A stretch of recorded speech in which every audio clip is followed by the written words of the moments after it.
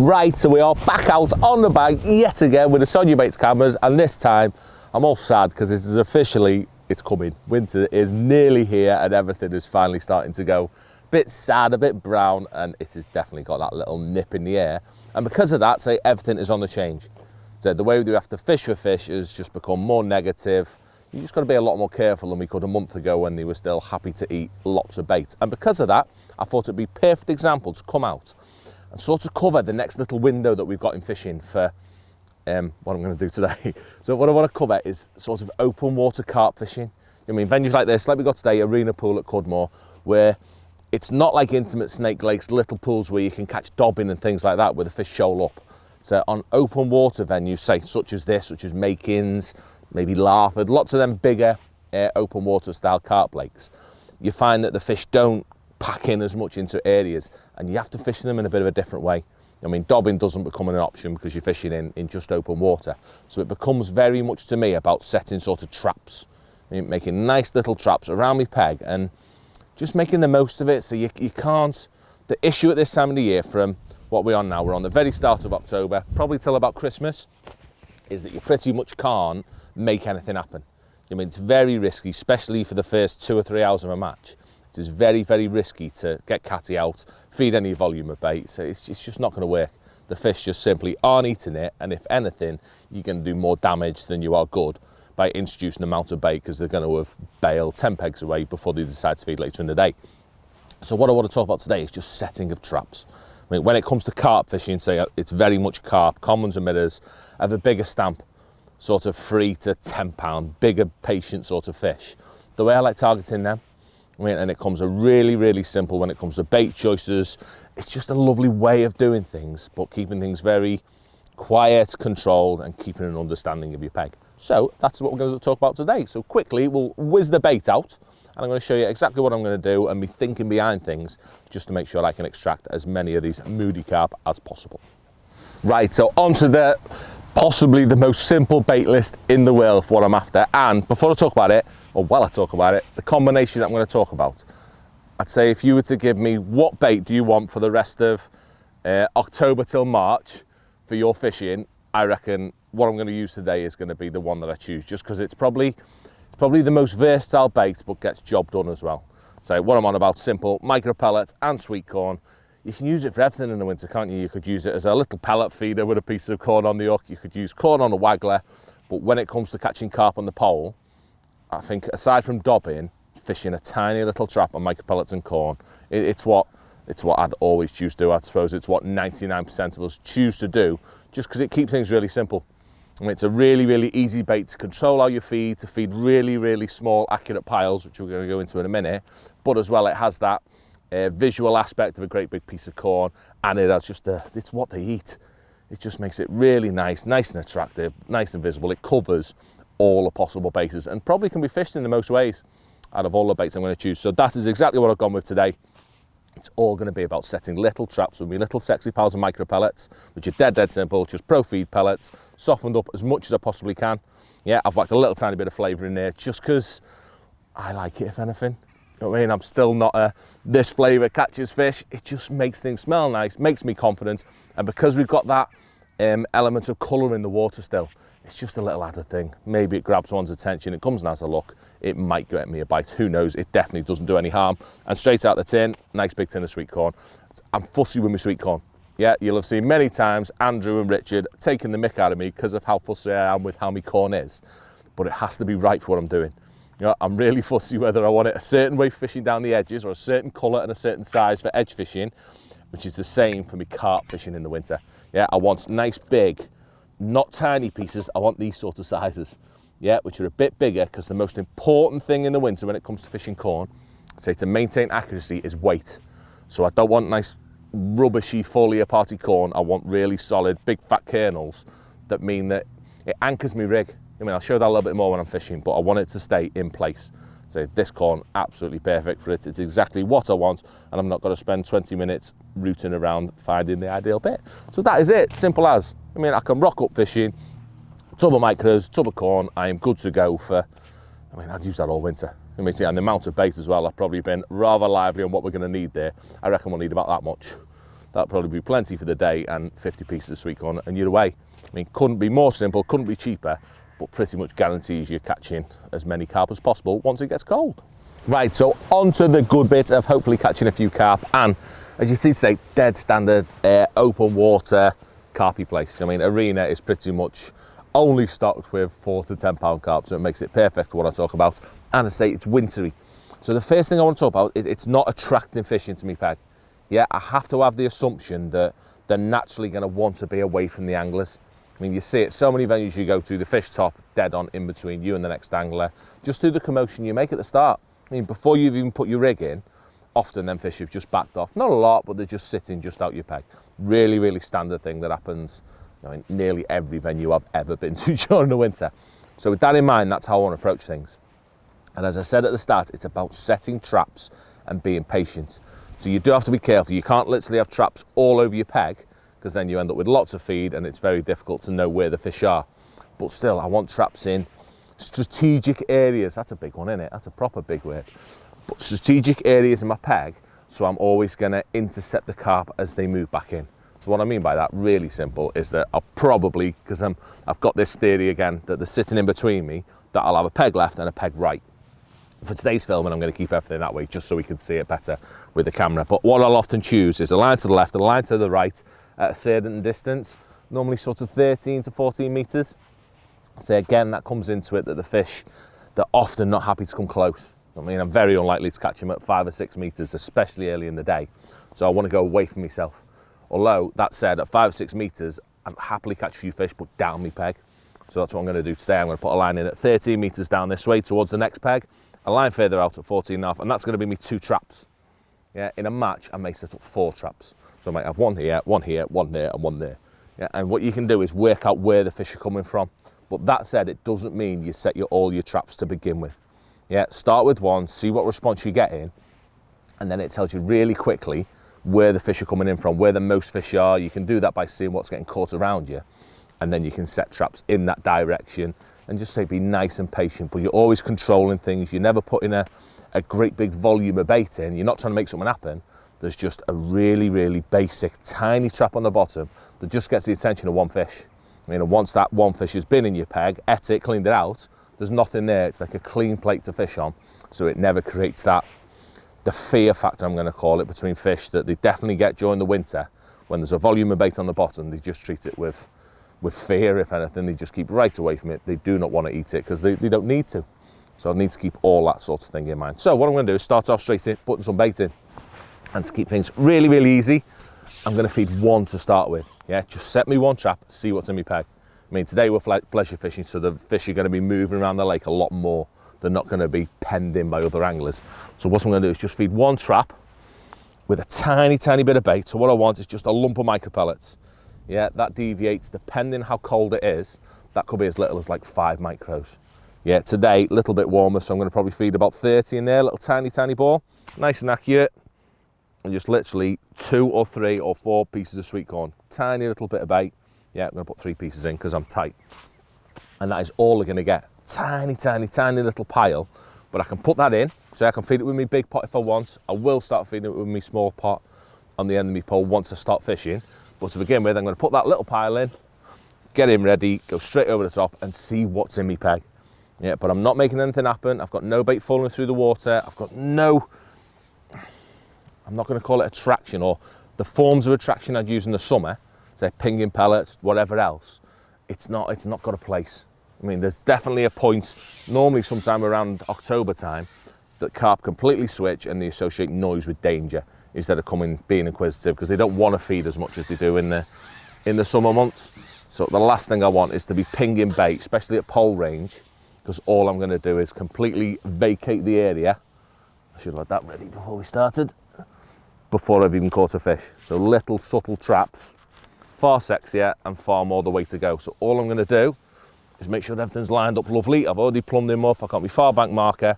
I've got my marker exactly where I want it on my pole, my elbows here. So it's about accuracy, keeping things as tight as I possibly can. My right leg's touching my front leg of my box, and I'm just going to cup in that tiny little trap there, good to go. So gone in and say just one to start with. And what I'm going to do now, I'm going to fish that one, See what response I get. I'm not going to put any bait in my cup. I'm just going to go straight in on top of that. See if the fish are willing to come and have a look. And if not, literally set a new trap in a different area of my peg. I want to establish very quickly which way the fish are moving in, how far away they are from me, whether they're on the slope, further out, who knows what. Find them, and then that's the area I'm going to focus on with my traps, just to say make the most of it, so I'm in the area that the fish want to be. Right, so before we have a quick go, I've got to talk obviously about riggies and things like that, making sure everything's as sexy as it can be pretty much. And basic, really, really simple. When it comes to the line and hooks, I'm still fishing for carp. So everything's nice and positive. I've got 012 hook length, 016 main line, everything's still geared around landing fish because I'm not going to get many chances. The last thing I want to do is lose them. And yeah, it's corn. I'm fishing corn on the hook. So it's a funny old bait in that it has very, very little attraction properties falling through the water. I mean, it sinks like house brick, but that is where its key benefit is. It's its weight. It holds in place absolutely beautifully, especially these open water places in particular here that really, really do tow when there gets a bit of a wind on. And that's going to be incorporated into my rig to make sure things are working properly and I'm getting an understanding of what's going on. So shotting really simple, 4-inch hook length. First shot is just above it. In this case, I've got 4.5 foot, so I've got a 4x14s carbon stem float with a 1.5mm bristle. Talk about that again in a minute, why that's so important. And I've just literally got a tapered shotting pattern. So I've got spread out number 9s all the way through the bottom, just below half my rig, just a bit more than third. Nice and tapered, number 9s there to create me curve that I'm ever such a big advocate of. And yeah, everything's nice and simple. But the float is the really, really important bit. Having that fine 1.5mm bristle, what I want my corn to do at all times is register on my bristle to tell me what's going on. So you have to treat your corn, which let me impale a nice proper piece on. Pick a nice big one. Yeah, I don't want the little tiny pieces, and I'm going to impale that right in the corner on a 16, so I can get away with nice big hooks with a piece of corn. Because it's so heavy, nice big piece of corn, that's going to anchor beautifully on the bottom. Yeah, so I can establish really quickly which way it's towing. I mean, I imagine today we're going to go, I reckon it's going to go that way, but it might not. I'll find out once I put my rig in, and I'm going to lay my rig in accordingly so I can see my float being on an angle. I've already plumbed it up. I've plumbed up to around probably just bottom of the body today because I think it's going to tow quite a bit. So it doesn't look like it here, but we've sat on the back of the wind. So because of Arena being the shape it is, when there's a wind on it, it doesn't have to turn round. So the tow is going to be magnified more than it would on a normal lake today. So 4x14s, nice and perfect for that, plumbed up to there, and it's going to allow that curve to happen once I put my rig in. But again, the corn is what's going to show me bites up. Yeah, it's a really lovely, lovely heavy bait that allows you to see what's going on really, really clean in your peg. So what I'm going to do is find out which way it's going now and see what it's worth doing. Which way is it going to go? I reckon I'm going to try the opposite way. I'm going to try downwind because that's the way it normally goes on here, and it might be wrong. So it only takes a second to establish whether I'm doing it right or doing it wrong. Very quickly you'll know if you're fighting against your float. So if I let it go, yeah, my float slightly wants to go that way. So really quickly I'm going to get rid of that and swing it in the other way. Yeah, my corn always wants to be up movement. Yeah, if the wind's winning, it goes upwind. If the tow's winning, it goes up tow, just to keep things nice and tight. And you can see that now. It's a much more stable rig. And I don't know if Jakey zoomed in on that quite enough detail, but my float will be on the slightly at an angle, held down, and I can help that by holding my pole to the right, keeping my back shot there. Keeps things lovely, beautiful, tight as possible, and stable as possible. Because I've got that lovely heavy hook bait on that works as like a little, it's like a number 8 on my hook sort of thing, or bigger. Little mini plummet. And what I can do, if the wind's winning, see if I release the pressure, see how it pops up? Yeah, it's a little bit gusty today, but it just holds beautifully, that float. Yeah, it barely moves, so it's not moving at all to the left and right. It's just staying absolutely spot on because there's enough wind pushing on my float today to keep it to the right. I'm not having to pull it. You see, when it goes slack, that float just comes up a little bit. So what I'm going to do is just hold it there, and I can hold it nice and tight, keep it lovely and low. And by holding it tight, I see anything that's going on in my peg. I mean, all I've got is that little trap. I mean, as I said, I don't want to feed any bait over the top. I don't want any noise. I just want to sit there over that trap and see if it's been eaten, if there's any bait left. If I start seeing a couple of indications or I miss a couple of bites, then the first thing I'm going to do is reintroduce that tiny trap, because if there's nothing there, then I'm unlikely to get a bite. There needs to be something in my peg. And what I may have done this cast, because I've fed it, then give it a few seconds while I talk to you lot, there's a chance I may have missed my window. A fish might have been in, eaten all of that, and I may be fishing over nothing. But I'll give it benefit of the doubt, because it is cold, because it's very likely to be a slow start. I'm happy to sit there, give it 5 or 10 minutes. If I don't feel it, or if I feel that I might not be over any bait, did that move then? Here we go, that was beautiful, Jakey. Then I'd have come back in and fed that again. Can you imagine that one carp that's been in my peg now? What's he? Who knows? 3 to 10 pound. Here's that job lot. And the bit of commotion he's just caused, it's all gone. There's no pile there anymore with that tiny little bit of bait I put in. And I can be nice and patient, take me time getting them in. Because say bites are very much at a premium. So take your time, get fishing, set your trap again and repeat. I mean, that can be another reason why to have multiple lines on the go at this time of year, maybe 2 lines, because that's obviously caused a bit of commotion in that area. If I were to have one left and one right, I can rotate between the two now. So I'm not expecting the fish to settle straight over that area straight away, because this one's just left the peg quite annoyed. I'm going to double ship on this just to make sure we get him in.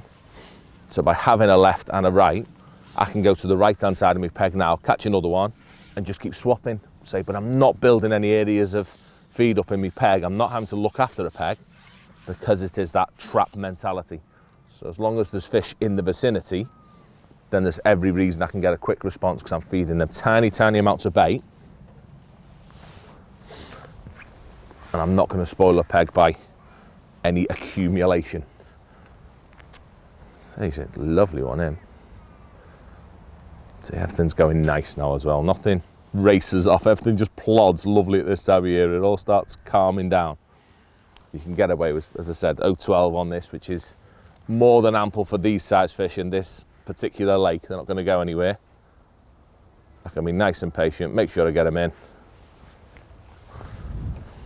And it's just a case of repeating the process. So here's a perfect example of the type of fish that are just a little bit moody. They just don't feed quite as willingly once it gets cold. And that is the absolute perfect size that I'm expecting to catch during the winter fishing in this way. So with that done, he's going in the net and I'm going to set another trap. So for today, I'm going to put it right in the same place, just see, we're pleasure fishing, so who knows if they're going to keep coming in nice and quick. Or the second cast will tell me now whether I do need 2 areas really, really quickly. So if the fish aren't willing, it's a bit colder, they're much more likely to back off, then that second peg could be vital. But if not today, if it is a little bit milder today, then hopefully I can get away with it. So all I'm going to feed, so I'm going to keep it in a ball, again, keep it more accurate all the time, little tiny ball of micros, probably about 25 in that one, 2 pieces of corn, and that is it, good one. So I do honestly think the little bit of a smell helps as well, both with the F1 corn and a bit of boost on my pellets. See, that trap is ridiculously small, it's needle in a haystack out there, especially now that we've still got colour in the water. So just a little bit of smell, I definitely do think it helps them find it, if anything else. I'm sure one just swirled at like 6 meters then. So back in now and repeat things. Let's say that first one we fed with big pot. So from now on, everything is introduced with a little pot, just because you never know how quickly that trap's getting nailed. And in the time you could feed it with a big pot, come back in, put your rig out, there's definitely the chance that a fish could have been in that peg, eaten it all. Take me time in this gusty wind to make sure it all goes in the right place. Beautiful. And my rig's already in, so what I can do is just pull that now, because I put it in the right direction. Pull that right over the top of where I've just put that bait. Let it relax. And then hold it nice and tight. Jakey, it's going to be solid. Get shallow rig out. No, definitely not. We'll see how quickly that one's come to it. So they're willing to feed still. So obviously babbling about that as well. We are fortunate in that we are at the very start of the negative type fishing. What are we on now? We're on second week. Yeah, second week in October, just. First week, back end of the first week in October. So it is only just starting to wind down. I'll say the later it gets, the closer it is to Christmas, this sort of way of fishing is vital. But again, I'm gonna not contradict myself, but I do think there's a point as well when it comes to proper carp, that when you get after Christmas and the temperatures do reach rock bottom, then they just don't feed anyway. You just literally can't catch them on anything other than single hook baits. And I think introducing any amount of feed at so many venues can be detrimental. But so today is all focusing on that nice little wind that we've got now, when the water's still sort of, it's above 6. I mean, 6 degrees, about the benchmark. After that, they really do shut down and go to absolute dormant state. So we're not quite at that yet. Still nice and patient, bit of wind. But my rig hopefully now is fishing beautifully. So I'll give this another 10 minutes if I get a bite. And if not, first I'll try and introduce my trap again, just in case someone's been in, eaten it, and I've not caught one. If I don't get a bite off the second trap, they have an indication then. Yeah, it's solid, Jakey. What is that? You've got a bream. There's not even any bream in here. Andy May, Mr. Andrew May, said to me, there's only carp in there, you won't catch anything else. I've got a bream.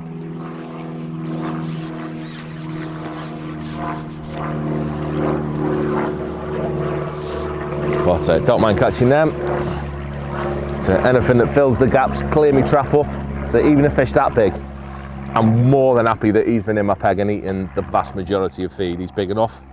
Get rid of the bream cream, Jakey. And then same again, repeat what's going on. I'm going to give it one more go, and then I'm going to kick my other one off. I'm going to kick off my left down one, bit closer, bit better bottom down there, just to give me options. So I'm hooking that corn lovely right in the corner. Because for me, I envisage that my corn sits on the bottom like flat like that. So by hooking it in the corner, I always feel that gives me the optimum whacking right into the lip. We like a bit of that. And same again, another trap. Let's see if we can catch one more.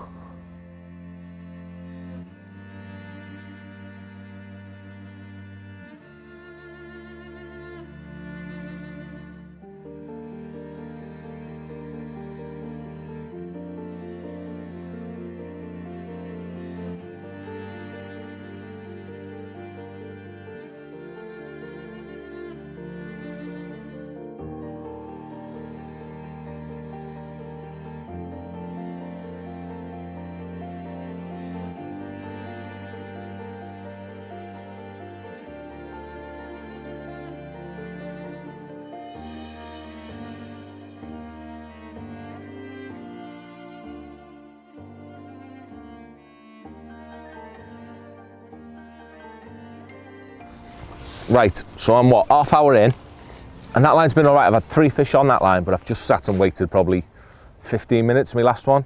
So 2 really quick fish, then a pause. Very, very standard of winter type carp fishing. When there's a few coming in, I mean, the daft ones, the me, I'd be straight in, I'd get nailed first chuck. It's exactly what's gone on today, even with just us pleasure fishing. So my last ones took a lot longer to get a bite, and then I've gone a big pause again with nothing coming into the peg. So what I think's happened is just that I've literally scared the fish from coming into my area. So it is time for trap number 2. So I'm going to kick something else off now. So I'm still fairly happy that I've got a little bit of bait on that long one. So I've just sat there for quite a bit and not had a bite.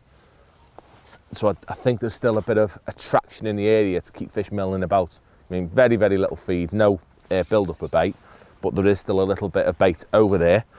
But I'm going to kick off my other one, just with literally the same again, 3 pieces of corn, little tiny ball of micro pellets.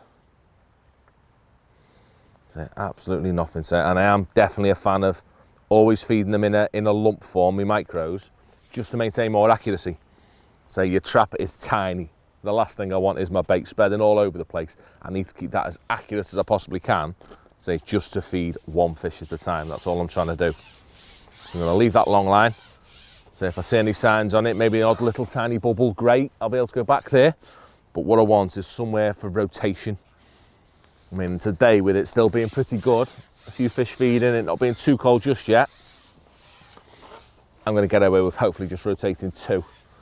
So the colder it gets, the more lines I'm going to put in, so within reason, up to sort of 4, maybe 5 on an extreme situation, but generally just 4 lines, 2 left, 2 right. Where am I going? I'm going there. Tap my bait in, accurate as possible. Should have took my lid off of them micros, there we go, beautiful.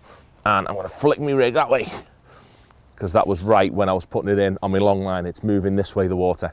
So by flicking my rig in that way, holding it nice and tight right over my spot.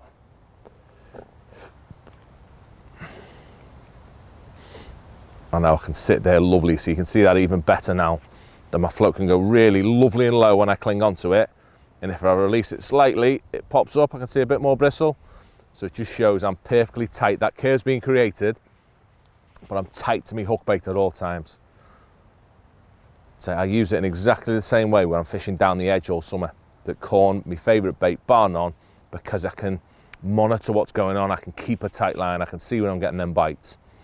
So it's no different in the winter when I'm fishing it in this way, just in a much more delicate and refined manner. Same again, I'm just going to sit there, see what I'm best doing. So I've took the risk, mainly for the cameras. What I've done here now is come closer into the shelf, so I'm probably 6 meters out from the bank, but at a nice big angle away from myself. And I'm going to see if any fish are sort of patrolling that line. So you do find that in a match, or when it's a bit colder, these lines, the shorter ones closest to the shelf, can definitely be your best lines, but they're often the last ones to kick in. I mean, the last couple of hours of a match, these can be absolutely phenomenal, fishing towards the bottom of a slope, long down your peg with a tiny bit of bait. The amount of matches that's pulled me out the poo at the end, is I've lost count. So what I'd have probably done today though, is done one left and right long. I mean, I think there's more fish hanging 3/4 of the way across today, and I'd have been much better doing a left and right. But just for filming, it keeps things far easier, keeping everything to my left. Plus it's windy that way, I can't see me float. So I don't want to do that. So I'm going to sit here now, I'm probably going to give it 10 minutes, maybe 15 minutes, and just see if I get one. So it's not about catching a fish a chuck, it's not going to happen.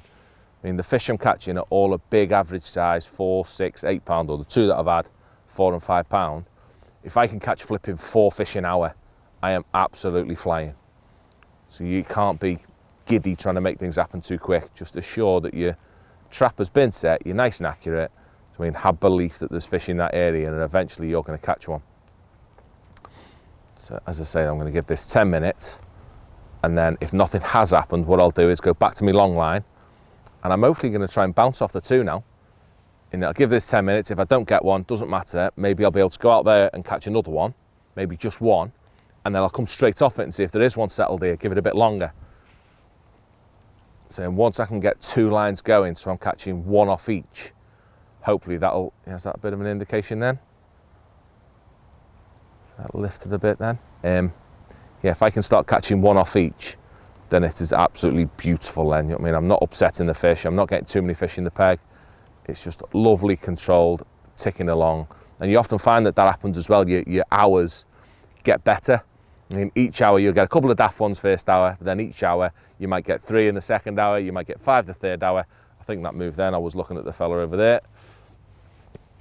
And as the fish get more confidence, you find you just get a slightly quicker bite each time you sit over your trap. I would say it's far from the busy days of summer, getting loads of indication and loads of bites.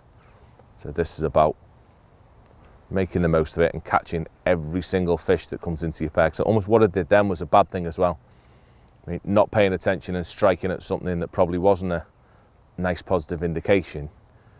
That could have quite easily spooked the fish out my peg that I would have caught if I was just a bit more patient, waited for a proper bite. I mean, the beer fish in my net, it's little mistakes like that that could have cost me what? Who knows? 4 to 10 pound, innit?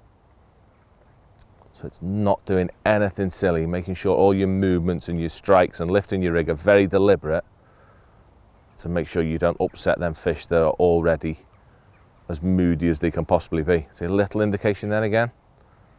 Little tiny fizz as well. You often see that this time of year when it's sexy and nice and flat calm. You often just see your micros just get a bit active on the bottom and you see an odd little bit of pimping going on. Not bubbles, just activity in your bait being disturbed. And that's often a good sign that you're about to get a proper bite. Probably won't now I've said that. Let's see, I'm going to still give this 5 more minutes. And if I don't get one, I say I'm going to go out there, leave this bait in my peg, let one tick over, although I'm 100% happy there's been a fish in this peg. I just haven't caught one yet. And I can keep on putting head traps in, tick along, and hopefully have the nicest day fishing possible.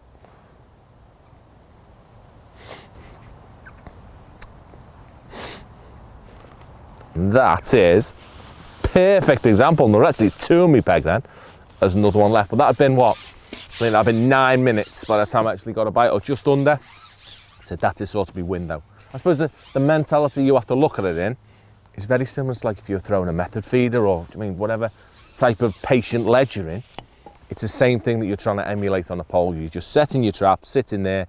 If I can get a bite within 5 to 10 minutes every single cast, then the weight I'm going to have is simply ridiculous. And you generally do give yourself the best chance of getting them bites because you haven't got an accumulation of bait. They haven't got options. They've literally got my little pile, and that is all that they've got to feed on. They either eat my bait or they don't. I mean, it's not like somewhere where you have a fizzy peg where they've got lots of pellets to choose from. If one comes to eat and it's eating, I'm feeding the same bait as I've got on the hook pretty much.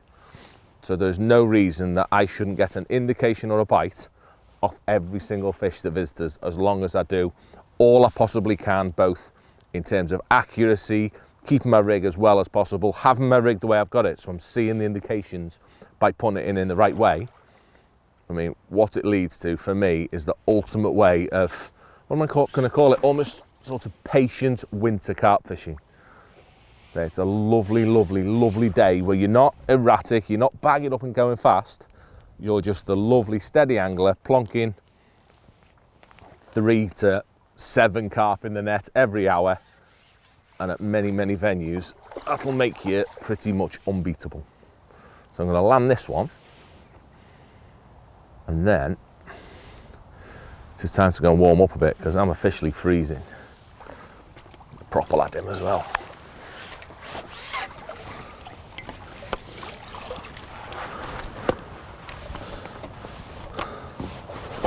That's it. A beautiful and perfect one. I'm not even going to hold him up because I'm the world's worst fish holder-upper. But hopefully that just goes to show keeping things as simple as possible with the cheapest, easiest bait options in the world. So it guarantees you the nicest days fishing that you can possibly hope for on them winter days when them carp don't quite want to feed. So hopefully you enjoyed that, and we'll see you all very, very soon.